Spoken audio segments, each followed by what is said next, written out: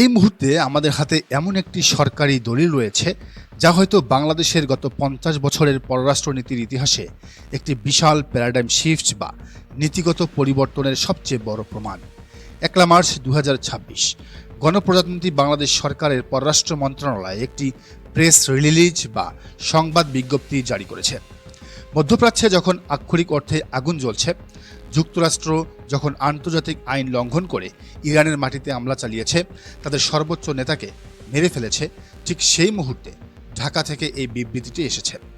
আপনারা যারা আন্তর্জাতিক রাজনীতি বোঝেন তারা জানেন, একটি রাষ্ট্রের পররাষ্ট্রনীতির আসল চেহারা লুকিয়ে থাকে তাদের ব্যবহৃত শব্দচয়নের মাধ্যমে। এই প্রেস রিলিজটি পড়ার পর দেশের অনেক রাজনৈতিক বিশ্লেষকই একই কথা বলছেন। বিজ্ঞপ্তিটির উপর থেকে বাংলাদেশ সরকারের লোগোটা সরিয়ে সেখানে হোয়াইট হাউসের সিল বসিয়ে দিলে কেউ কোনো পার্থক্য ধরতে পারবে না। কেন এই ক্ষোভ? কেন বলা হচ্ছে যে স্বাধীন পররাষ্ট্রনীতিতে মাথা উঁচু করে বাঁচার দিন শেষ?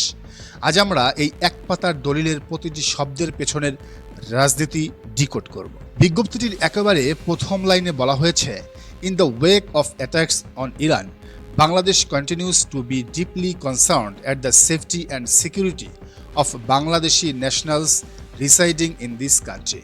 খেয়াল করুন দর্শক, বলা হয়েছে ইরানের ওপর হামলার পরিপ্রেক্ষিতে, কিন্তু কে হামলা করলো? কাদের বোমায় ইরানের মাটি রক্তাক্ত হলো? আমেরিকার নাম কিন্তু এই পুরো প্রেস রিলিজের কোথাও নেই। একটি স্বাধীন দেশ হিসাবে বাংলাদেশ শুধু ইরানে থাকা প্রবাসী বাংলাদেশিদের নিরাপত্তা নিয়ে উদ্বেগ প্রকাশ করেছে। আন্তর্জাতিক কূটনীতিতে একে বলা হয় সেফ প্লে বা নিরাপদ খেলা। যখন আপনি আক্রমণকারীর নাম নিতে ভয় পান, তখন আপনি শুধু পরিস্থিতি বর্ণনা দেন। এখানে বাংলাদেশ অত্যন্ত সুকৌশলে মার্কিন সাম্রাজ্যবাদী হামলার সরাসরি কোনো নিন্দা জানানো থেকে নিজেদের বিরত রেখেছে। অথচ আজ সারাদিন বাংলাদেশ জামায়াতে ইসলামী ইরানে এই ঘটনার প্রতিবাদে আমেরিকার শাস্তির দাবিতে সারা দেশে মিছিল করেছে, বিক্ষোভ করেছে এবং সরাসরি জামায়াত আমির এবং বাংলাদেশ জামায়াতে ইসলামী তাদের অফিসিয়াল পেজে স্টেটমেন্ট দিয়েছে আমেরিকাকে দোষারোপ করে। এর পরের অংশে বলা হচ্ছে, calls upon all concerned parties to exercise maximum restraint and return to diplomacy, অর্থাৎ সব পক্ষকে সর্বোচ্চ সংযম প্রদর্শন এবং কূটনীতিতে ফিরে আসার আহ্বান জানানো হয়েছে। কথাটি শুনতে খুব চমৎকার, তাই না? কিন্তু বাস্তবতার আয়নায় এটি একটি চরম পরিহাস। যার ঘরে হামলা হয়েছে, যার দেশের সর্বোচ্চ নেতাকে টার্গেট করে শহীদ করা হয়েছে, তাকে বলা হচ্ছে সংযম প্রদর্শন করতে, ধৈর্য ধারণ করতে। আন্তর্জাতিক আইনে একটি দেশের সার্বভৌমত্বের উপর আঘাত হানলে তার আত্মরক্ষার অধিকার রয়েছে, কিন্তু আমাদের পররাষ্ট্র মন্ত্রণালয়ের এই গালভরা শান্তির বুলি দেখে মনে হচ্ছে আক্রান্ত রাষ্ট্রকেই হাত গুটিয়ে বসে থাকার উপদেশ দেওয়া হচ্ছে, যা পুরোপুরি পশ্চিমা ন্যারেটিভের সাথে মিলে যায়। এবার আসুন এই বিজ্ঞপ্তির সবচেয়ে বিস্ফোরক এবং বিতর্কিত অংশে।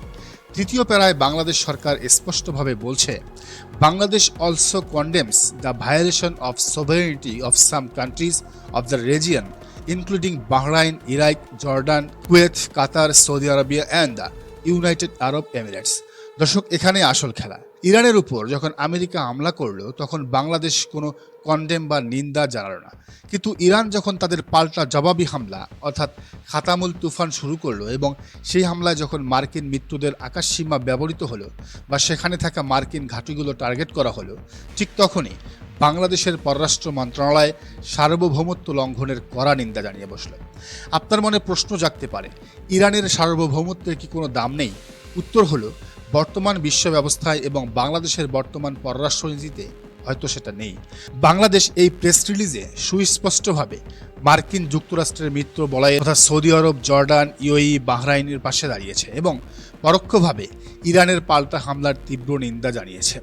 এই একটি প্যারাগ্রাফই প্রমাণ করে যে বাংলাদেশ তার ঐতিহ্যবাহী সবার সাথে বন্ধুত্ব, কারো সাথে বৈরিতা নয়, নীতি থেকে সরে এসে সরাসরি একটি নির্দিষ্ট ব্লকের তল্পিবাহক হিসেবে নিজেদেরকে প্রতিষ্ঠিত করতে চাইছে, আমেরিকার পাপেট হিসাবে নিজেদের প্রতিষ্ঠিত করতে চাইছে।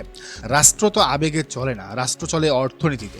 একদিকে ডোনাল্ড ট্রাম্পের মতো একজন মার্কিন প্রেসিডেন্টের রক্তচক্ষু, অন্যদিকে IMF এর ঋণের কিস্তি। আমাদের তৈরি পোশাক বা আরএমজি খাতের সবচেয়ে বড় বাজার ওই আমেরিকা। আবার এই প্রেস রিলিজে যে আরব দেশগুলোর নাম উল্লেখ করে তাদের সার্বভৌমত্বের প্রতি দরদ দেখানো হয়েছে, সেই সৌদি আরব, কাতার, কুয়েত, ইউএই, এগুলো হলো বাংলাদেশের প্রবাসী আয়ের বা রেমিটেন্সের প্রধান লাইফলাইন। অর্থনীতি যখন খাদের কিনারে, তখন নীতির চেয়ে নিজের অস্তিত্ব টিকিয়ে রাখাটাই রাষ্ট্রের কাছে মুখ্য হয়ে দাঁড়িয়েছে। হয়তো সত্যিই আমাদের স্বাধীন পররাষ্ট্রনীতি নিয়ে মাথা উঁচু করে বাঁচার দিন শেষ হয়ে গেছে। হয়তো এই গ্লোবাল ভিলেজে টিকে থাকতে হলে পরাশক্তির প্রেসক্রিপশনেই চলতে হবে। কিন্তু ইতিহাস এই দিনটিকে মনে রাখবে কিভাবে একটি স্বাধীন রাষ্ট্র প্রকাশ্যে আক্রমণকারীর নাম নিতে ভয় পেয়েছিল এবং আক্রান্তকেই শান্তির পাঠ পড়িয়েছিল। এই প্রেস রিলিজ বা এই নতজানু পররাষ্ট্রনীতির পেছনের আসল রূপকার কে জানেন? আমরা যদি একটু গভীরভাবে লক্ষ্য করি, বর্তমান সরকারের পররাষ্ট্রমন্ত্রী হিসেবে দায়িত্ব পালন করছেন জনাব খলিলুর রহমান। রাজনৈতিক ও কূটনৈতিক অঙ্গনে যার একটি বড় পরিচিতি হলো তিনি একজন আমেরিকান নাগরিক বা অন্ততপক্ষে ওয়াশিংটনের অত্যন্ত ঘনিষ্ঠজন হিসাবে পরিচিত। সুতরাং এমন একজন ব্যক্তি যখন স্বাধীন বাংলাদেশের পররাষ্ট্র মন্ত্রণালয়ের চেয়ারে বসেন, তখন হোয়াইট হাউসের প্রেসক্রিপশন ছাড়া সেখান থেকে আর কী বা আশা করা যায়? এমন বিবৃতি আসাটাই তো স্বাভাবিক ছিল, তাই নয় কি? কিন্তু আমাদের সবচেয়ে বড় হতাশা এবং ক্ষোভের জায়গাটা আসলে অন্যখানে। দেশের সাধারণ মানুষ আজ অবাক হয়ে ভাবছে, এটাই কি তবে একটি মুসলিম দেশ, বিশেষ করে ইরানের মতো একটি মজলুম এবং আক্রান্ত রাষ্ট্রের ব্যাপারে বর্তমান প্রধানমন্ত্রী তারেক রহমানের প্রকৃত অবস্থান?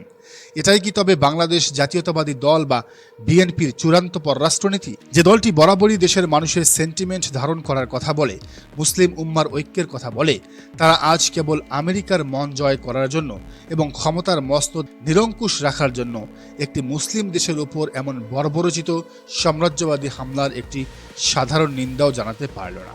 উল্টো হামলাকারীদের আড়াল করে আমেরিকার নাম মুছে দিয়ে তাদের মিত্রদের দালালি করে বিবৃতি প্রকাশ করল। ছি ছি ছি!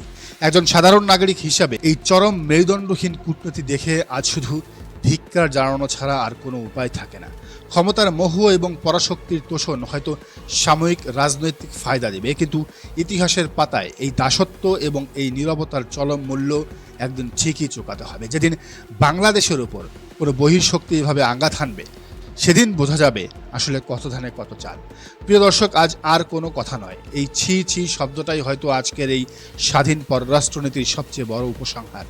আপনাদের কি মনে হয়, বিএনপির এই অবস্থান কি রাজনৈতিক কৌশল নাকি চরম আত্মসমর্পণ? জানার মন্তব্যের ঘরে। আর এই চ্যানেলে নতুন হলে অবশ্যই সাবস্ক্রাইব করে বেল আইকনটি বাজিয়ে রাখুন।